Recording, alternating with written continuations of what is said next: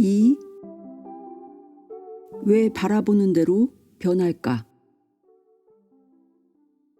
이처럼 이 세상에 존재하는 모든 것들은 당신의 속마음을 귀신처럼 속속들이 읽어낸다. 그리고 그 속마음이 바라보는 대로 변화한다. 몸이건 물이건 밥이건 쇠붙이건 가릴 것 없이 말이다. 그렇다면 이런 현상은 도대체 왜 일어나는 걸까? 이런 원초적인 질문을 던져보자. 만물은 뭐로 만들어져 있는가? 몸을 쪼개고 쪼개서 더 이상 쪼갤 수 없을 때까지 쪼개면 미립자가 나온다. 밥을 쪼개고 쪼개서 더 이상 쪼갤 수 없을 때까지 쪼개면 역시 미립자가 나온다. 그럼 생각을 실은 뇌파를 더 이상 쪼갤 수 없을 때까지 쪼개면 그것도 역시 미립자다. 눈에 보이는 것이든 안 보이는 것이든 만물은 죄다 미립자가 최소 구성 물질이다. 다시 말해 우주가 몽땅 흙으로 만들어져 있다면 미립자는 가장 작은 흙먼지인 셈이다. 그럼 이 흙먼지, 즉 미립자의 정체는 뭘까? 정체가 뭐기에 사람의 마음을 그처럼 척척 읽어내는 것일까? 비밀은 미립자에 있다. 미립자의 정체를 알기 위해 이런 상상을 해보자. 먼저 미립자들을 어마어마하게 부풀려 야구공만하게 확대시킨다. 그런 다음 자동 발사기에 장전시킨 뒤 하나씩 발사한다. 이중 슬릿 실험 1. 누군가가 바라보면 미립자가 슬릿을 직선으로 통과해 뒷면에 알갱이 자국이 남는다. 위 그림을 보면 중간 벽에는 두 군데의 슬릿, 즉 가늘고 긴 틈이 뚫려 있다. 당신은 거기를 향해 미립자들을 발사한다. 그럼 미립자들은 하나씩 직선으로 날아가 두 슬릿 중 한 곳을 통과하고 그 뒤의 벽면에 부딪혀 알갱이 자국을 남긴다. 그걸 바라보는 당신은 이렇게 말할 것이다. 뭐 이래? 하나도 신기하지 않아. 뻥 뚫린 구멍을 통해 야구공을 던지는 것과 뭐가 달라? 하지만 기절초풍할 일은 당신이 자리를 비운 사이에 나타난다. 잠시 밖에 나갔다가 돌아온 당신은 소스라치게 놀란다. 이중 슬릿 실험 2. 누군가가 바라보지 않으면 미립자는 물결처럼 통과하여 벽면에 물결 자국을 남긴다. 아니, 이런 귀신곡할 노릇이 다 있나? 벽면에 알갱이가 아니라 물결 자국들이 나 있네? 당신이 바라보지 않는 사이 자동으로 발사된 미립자들은 알갱이가 아니라 물결로 돌변해 두 슬릿을 통과한 것이다. 따라서 슬릿 뒤의 벽면에는 알갱이 자국들이 아니라 여러 개의 물결들이 서로 간섭하면서 만들어낸 자국이 남았다. 토끼 눈을 한 당신은 기가 막힐 뿐이다. 미립자들이 귀신을 홀렸나? 내가 바라보고 있으면 미립자가 직선으로 날아가 알갱이 자국을 남기고 바라보지 않으면 물결처럼 퍼져나가서 물결 자국을 남기다니? 당신은 부랴부랴 친구를 불러 다시 한번 실험을 해보라고 한다. 하지만 결과는 마찬가지다. 내가 쳐다봐도 그래. 쳐다보면 무조건 알갱이처럼 행동하는 거야. 안 쳐다보면 물결처럼 행동하고. 미립자들은 왜 이런 요술을 부리는 걸까? 왜 내가 바라볼 때만 고체 알갱이로 행동하는 거지? 당신은 곰곰이 생각하다가 무릎을 탁 친다. 오호라, 난 미립자를 바라볼 때마다 미립자는 고체 알갱이야 라고 생각하고 있었어. 그래서 미립자가 내 생각을 읽고 고체 알갱이처럼 행동하는 거야. 이처럼 미립자는 당신의 속마음을 귀신처럼 읽어낸다. 거짓은 통하지 않는다. 만물이 내 마음을 척척 읽어내는 미립자들로 만들어져 있으니 내가 바라볼 때마다 변화할 수밖에 없는 거로군. 정말 기막힌 요술 아닌가? 온 세상이 당신이 바라보는 대로 춤을 추다니. 당신 인생은 정말 당신 스스로가 창조하는 게 맞다. 이게 바로 양자 물리학 분야에서 최고 권위를 자랑하는 이스라엘의 와이즈만 과학원이 1998년에 실시한 이중 슬릿 실험이다. 이 실험 과정은 구글 동영상 사이트에 들어가 옵저버 이펙트를 클릭하면 자세히 볼 수 있다. 세계적인 물리학 전문지 물리학 세계는 이 실험을 인류 과학사상 가장 아름다웠던 실험이라고 선정하기도 했다. 아인슈타인 이후 최고의 물리학자로 꼽히는 노벨 물리학상 수상자 파인만 박사도 한 목소리를 냈다. 그 실험을 보면 우리의 마음이 어떤 원리로 만물을 변화시키고 새 운명을 창조해내는지 한눈에 알 수 있어요. 사실 이중 슬릿 실험을 처음 실시한 건 이스라엘 과학원이 아니었다. 한 세기가 넘도록 세계 최고의 물리학자들이 비슷한 실험을 끊임없이 실시했지만 결과는 늘 똑같았다. 즉, 미립자들은 사람들이 어떤 마음으로 자기를 바라보는지 언제나 컴퓨터처럼 정확하게 읽고 거기에 맞춰 변화한다. 이처럼 실험자가 미립자를 입자라고 생각하고 바라보면 입자의 모습이 나타나고 물결로 생각하고 바라보면 물결의 모습이 나타나는 현상을 양자 물리학자들은 관찰자 효과라고 부른다. 이것이 만물을 창조하는 우주의 가장 핵심적인 원리다. 다시 말해 미립자는 눈에 안 보이는 물결로 우주에 존재하다가 내가 어떤 의도를 품고 바라보는 바로 그 순간 돌연 눈에 보이는 현실로 모습을 드러내는 것이다. 그래서 양자 물리학자 울프 박사는 관찰자 효과를 신이 부리는 요술이라고 부르고 미립자들이 가득한 우주 공간을 신의 마음이라고 일컫는다. 신이 부리는 요술은 내가 얼마나 깊이 있게 바라보느냐에 따라 변화의 폭이 다르다. 생각에도 층이 있기 때문이다. 깊은 마음으로 바라보면 깊이 변화하고 얕은 마음으로 바라보면 티끌밖에 움직이지 못한다.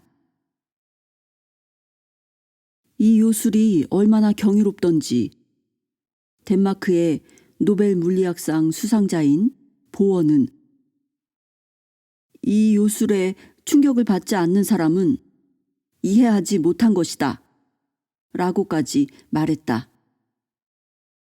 독일의 노벨 물리학상 수상자인 하이젠베르크도 미립자들을 무한한 가능성의 알갱이들이라고 불렀다. 인간이 원하는 모든 정보와 모든 걸 창조할 수 있는 모든 가능성이 담겨 있기 때문이다. 미립자들은 우주의 모든 정보와 지혜, 힘을 갖고 있고 모든 걸 알고 있다. 그래서 동물이나 식물, 물과 바위 등 어떤 것으로든 현실화될 수 있는 모든 가능성을 가진 마법의 알갱이들이다. 미립자들은 불가사의하게도 거리에도 전혀 영향을 받지 않는다. 특히 단 한 번이라도 인연을 맺었던 미립자들은 바로 곁에 있든 우주 정반대편에 떨어져 있든 아무 상관없이 빛보다 빠른 속도로 영원히 서로 정보를 주고받는다. 그게 무슨 소리지? 이를테면 이런 거다. 당신의 입 천장에서 세포 몇 개를 떼어내 시험관에 넣는다. 그리고 당신 몸과 시험관에 각각 피부 반응 감지기를 부착한다. 그런 다음 당신은 가만히 있고 당신의 입천장 세포들이 든 시험관만 옆 건물에 갖다 놓는다. 심심해진 당신은 비디오를 틀어본다. 맑은 날 구름이 뭉게뭉게 떠있는 비디오군. 내 마음도 평화로워지는걸? 당신의 몸에 붙여놓은 피부 반응 감지기엔 평온의 반응이 나타난다. 그럼 옆 건물에 갖다 놓은 내 입천장 세포들은? 과학자들이 당신 입천장 세포들과 연결된 피부 반응 감지기를 살펴보니 놀랍게도 당신이 평온을 느끼는 바로 그 순간 세포들도 평온을 기록한 것으로 나타난다. 그럼 이번엔 공포 비디오를 틀어볼까? 마찬가지다. 당신이 비디오를 보면서 공포를 느낀 순간 옆 건물에 있는 당신 세포들도 역시 공포 반응을 보인다. 그럼 옆 건물이 아닌 20km 떨어진 곳에 세포들을 갖다 놓으면 어떨까? 그래도 결과는 역시 마찬가지다. 당신이 평온을 느끼면 세포들도 평온을, 당신이 공포를 느끼면 세포들도 공포를 느낀다. 정확하게 똑같은 찰나의 말이다. 곧 참 이상하군. 두뇌도 없는 세포들이 어떻게 분리된 세포 주인과 똑같은 감정을 느끼는 거지? 과학자들은 좀 더 극단적인 방법을 써보기로 한다.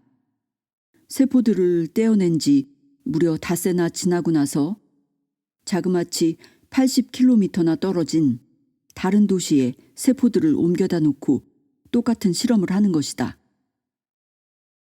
닷새가 지났고 아주 멀리 떨어져 있으니 이젠 주인과 인연이 끊어졌겠지? 하지만 웬걸? 당신 입천장 세포들은 여전히 당신의 마음을 컴퓨터처럼 정확히 읽고 똑같이 반응하는 것 아닌가? 아무리 거리가 떨어져 있어도 아무 상관없다. 세포 속에 들어있는 미립자들은 인간의 두뇌로는 도저히 이해할 수 없는 불가사의한 능력을 갖고 있는 것이다. 1998년 미국 국방부가 실시한 실험이다. 피부치가 아무리 멀리 떨어져 있어도 영원히 끈끈한 사랑을 느끼는 것도 바로 이래서다. 러시아 과학자들은 잔인하지만 이런 실험도 해보았다. 어미 토끼를 새끼들과 떼어놓고 두뇌에 전극을 삽입했다. 그리고 새끼들을 잠수함에 태워 수천 킬로미터 떨어진 북대서양 심해로 데려가서 한 마리씩 처형했다.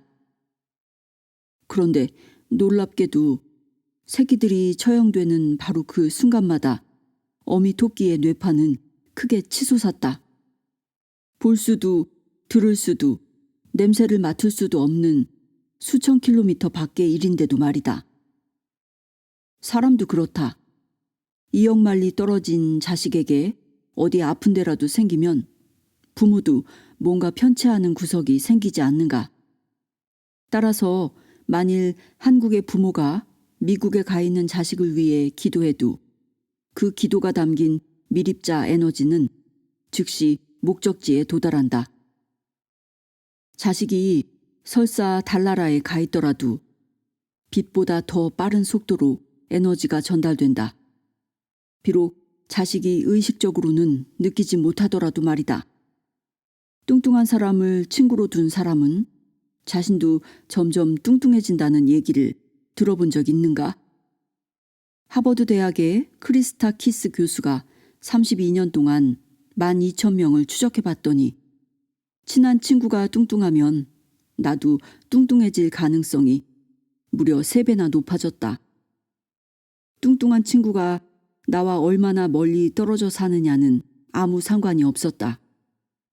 지구 정반대편인 브라질에 살든 태양계의 저 끝 토성에 올라가 살든 내가 그 친구 모습을 좋아하는 마음으로 자꾸 떠올려 바라볼수록 나도 모르게 점점 몸이 뚱뚱해진다. 내가 끌어당겨 자주 바라보는 이미지가 내 몸도 변화시키는 것이다. 미립자들이 이처럼 공간의 영향을 받지 않고 서로 영향을 미치는 현상을 양자 물리학에서는 비국지성이라고 부른다.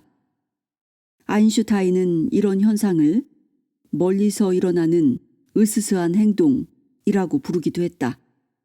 이처럼 불가사의한 미립자들로 만들어진 이 세상의 모든 만물은 저마다 특유의 지능을 갖고 있다.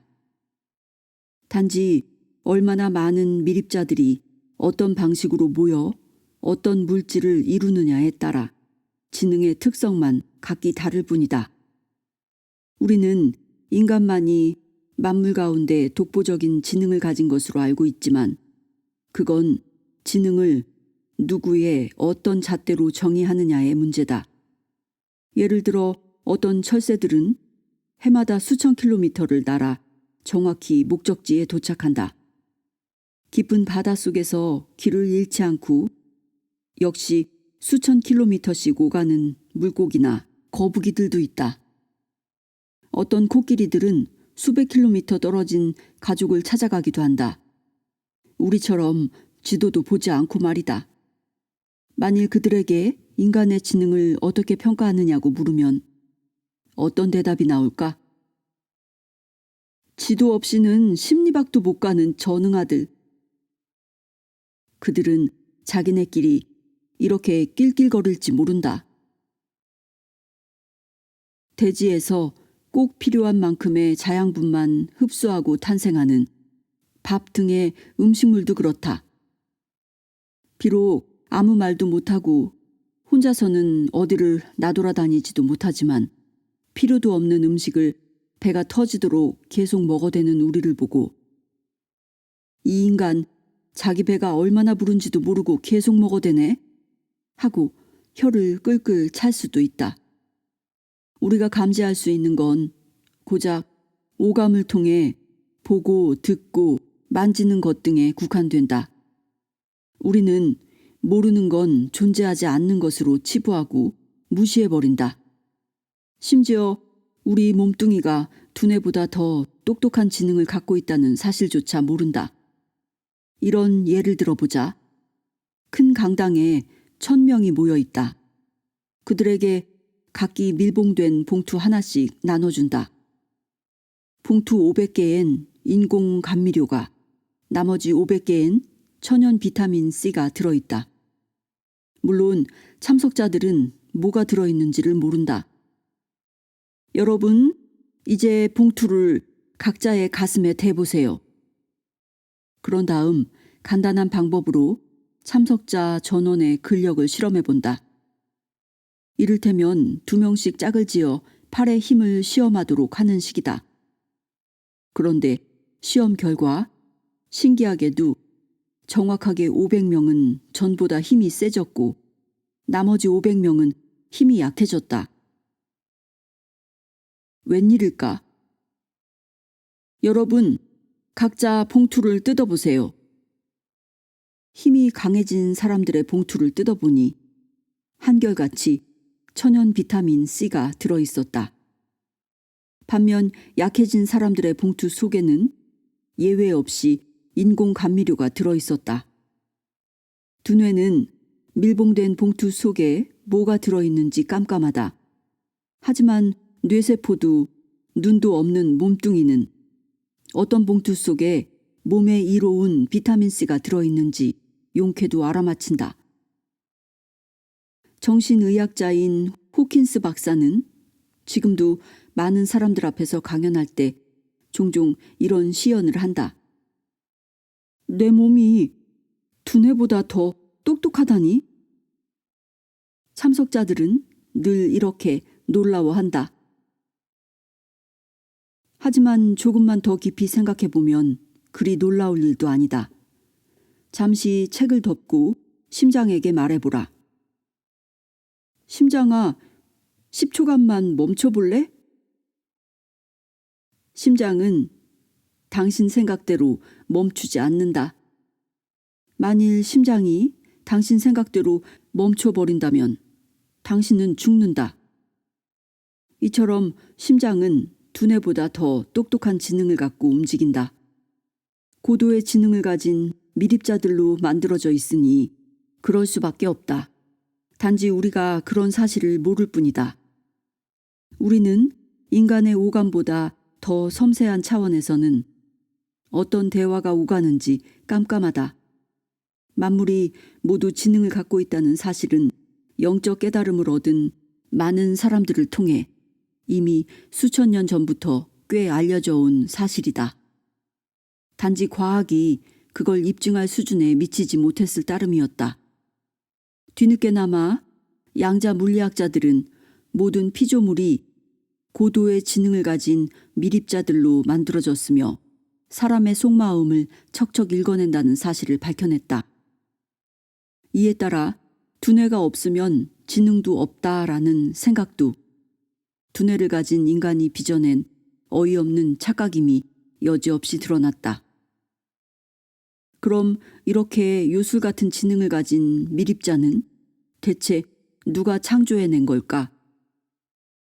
독일의 노벨 물리학상 수상자인 플랑크는 이 요술의 배후에는 의식적이며 고도로 지능적인 마음이 존재한다.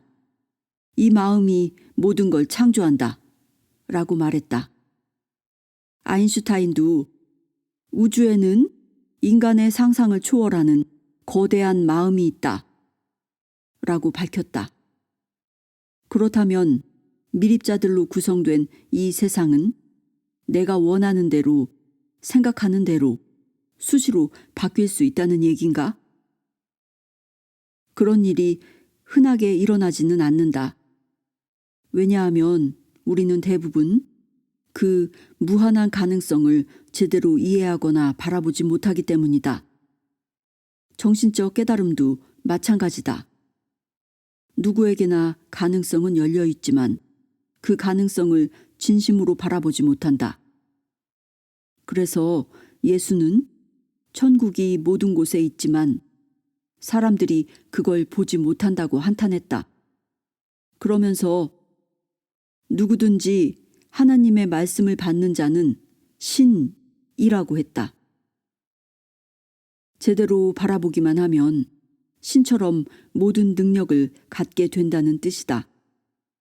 또 서가모니도 생명이 있는 모든 중생에게는 깨달을 수 있는 불성이 있다.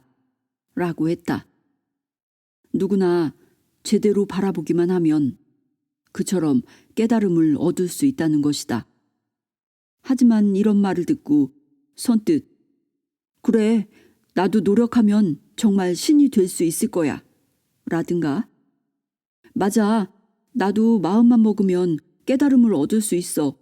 라고 받아들이는 사람들은 지극히 드물다.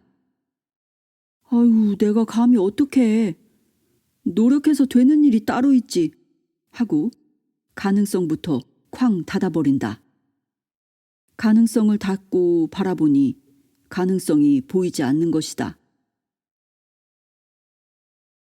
미립자는 사람의 속마음을 읽는다. 내가 텅 빈 커피잔을 들고 진심으로 기도한다고 가정해보자. 이 잔으로 커피를 마실 때마다 마시는 사람이 건강해지도록 해주십시오. 기도를 마친 뒤 잔을 알루미늄 포일로 정성스럽게 감싸 미국에 사는 친구에게 보낸다. 미국에 유학 중인 친구는 돈이 없다. 그래서 싸구려 커피를 마신다. 싸구려 커피는 노화 방지 물질의 농도가 높지 않다. 하지만 그 싸구려 커피를 내가 보내준 잔에 부어 마셨더니 신기하게도 맛이 확 달라지는 것 아닌가? 싸구려 커피가 고급 커피 맛을 내다니? 이 잔에 무슨 마법이 들어있나? 그래서 이번엔 평소 자신이 쓰던 잔에 부어 마셔봤더니 맛이 도로 확 떨어진다. 와, 친구가 보내준 잔이 마법을 부리는 게 틀림없어. 도저히 믿기지 않아 실험실에 분석을 의뢰했더니 실제로 내가 보내준 잔에 커피를 붓기만 하면 노화 방지 물질의 농도가 훌쩍 높아지는 것 아닌가? 나는 그 소식을 전해 듣고 다른 커피잔에도 똑같은 기도를 해본다. 이번엔 여러 번 한다. 기도가 반복될수록 커피잔의 마법은 더욱 강력해진다. 기도를 하면 할수록 효과는 더욱 빨리 나타난다.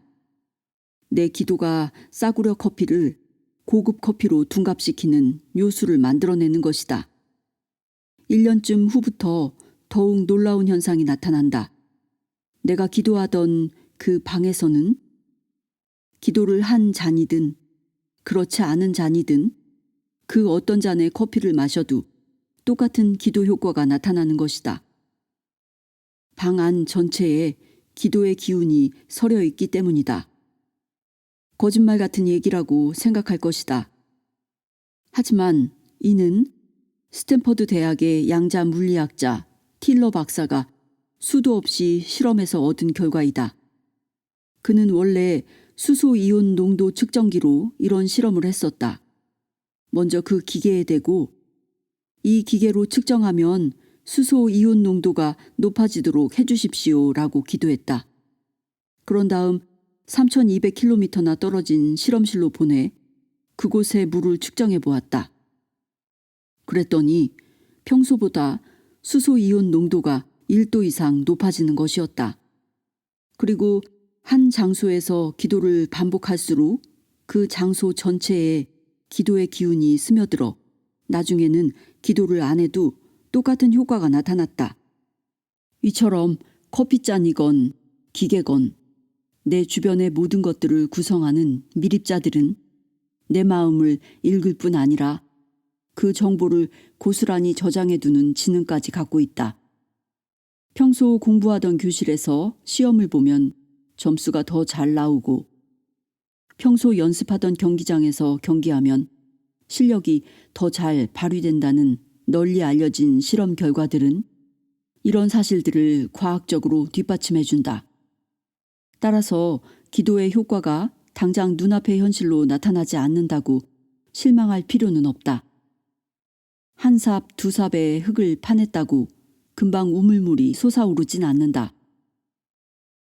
수천 번, 수만 번 삽질을 해 내려가다 보면 갈수록 깊어지다 어느 순간 갑자기 물이 콸콸 솟아오른다. 기도에 담긴 뜻은 일일이 우주에 기억되고 저장된다. 어디로 가는 게 아니다. 내가 남에게 입히는 마음의 상처도 마찬가지다. 내 잘못을 뉘우치지 않는 한 가차없이 언젠가 내게 돌아온다. 만일 내 생전에 현실로 나타나지 않는다면 내세에 혹은 후손들에게 나타날 수도 있다. 이것이 바로 인과응보의 법칙이다.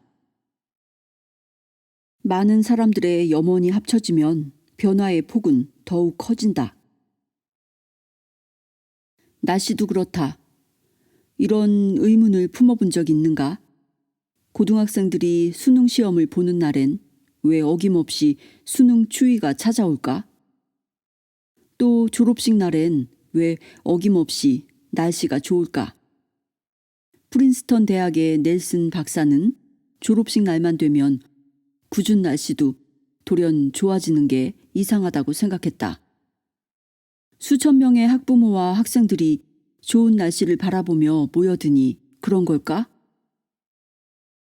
그는 30년간의 졸업식 당일과 전후의 날씨들을 면밀히 분석해 보았다. 놀라운 결과가 나왔다. 30년간 졸업식 당일에 대학과 인접 지역에 비가 내릴 확률은 33%였다. 그런데 신기하게도 그 지역 한복판에 있는 대학 교정의 비가 내릴 확률은 28%에 불과했다.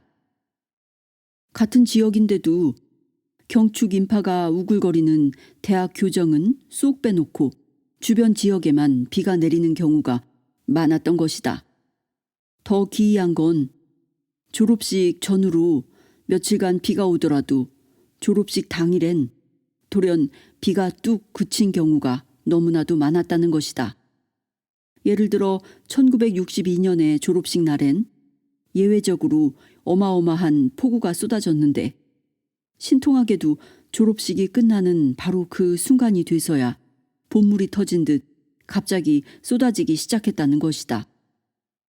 마치 졸업식이 끝나길 참고 기다렸다는 듯 말이다. 이처럼 많은 사람들이 따뜻한 눈으로 어느 특정한 날의 날씨를 바라보면 실제로 화창한 햇볕이 찾아온다. 반면 차가운 눈으로 날씨를 바라보면 매서운 바람이 찾아온다. 이렇게 보면 수능 추위도 우연의 일치로만 치부하긴 어렵다.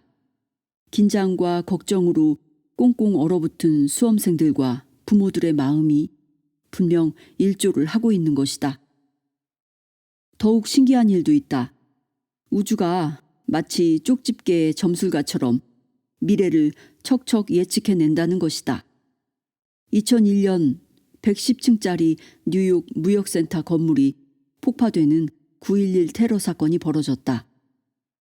그런데 우주는 사건 발생 4시간 전부터 쌍둥이 고층 건물이 무너져 내리고 수천 명이 죽게 될 것임을 손바닥 들여다보듯 훤히 내다보고 있었다.